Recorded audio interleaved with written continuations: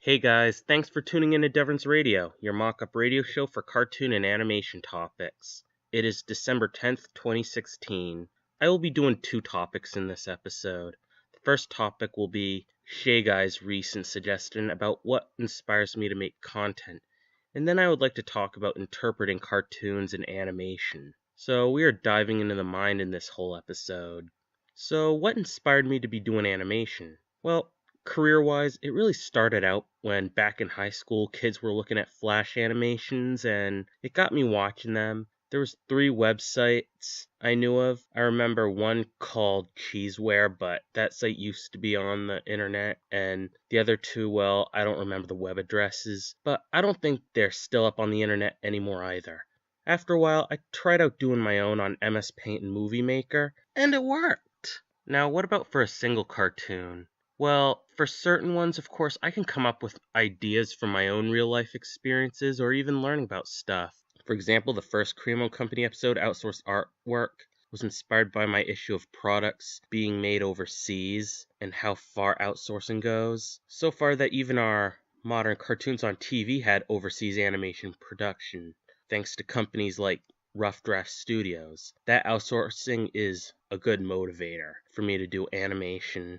And frustration with computer updates, of course, were the slow computer updates. I'm not going to get into all the details on all of them, but a few of my animated uploads were just random ideas pulled out. But I think personal experiences and research are a better approach to base an animation on than randomness.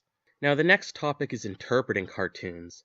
So you're probably one who watches cartoons or reads a comic, for instance, and your interpretation is probably nothing but stuff being said and done. So you're probably one who watches cartoons or reads a comic, for instance, and your interpretation is probably nothing but stuff being said and done, or that it looks good, or you're watching a cartoon or reading a comic for your own pleasure and entertainment. Now, if any of those are your interpretations, I say they're not far enough, because there's got to be messages in those cartoons you watch and comics you read. What do I mean by this? Well, you know how in literature class you probably interpreted poems? Well, these cartoons have that kind of poetry, including my own, the ones with a story to it at least. I don't mean, for example, like walking cycles and stuff like that.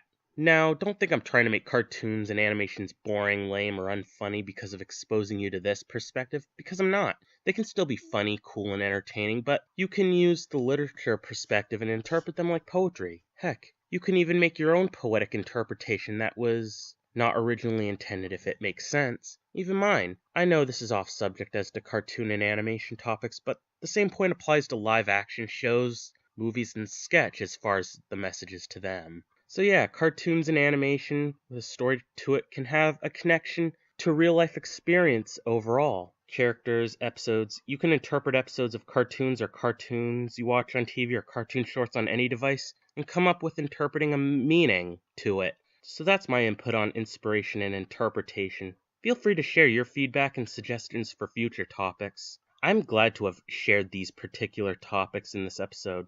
Thanks for listening in, and I'll tune in again with another topic.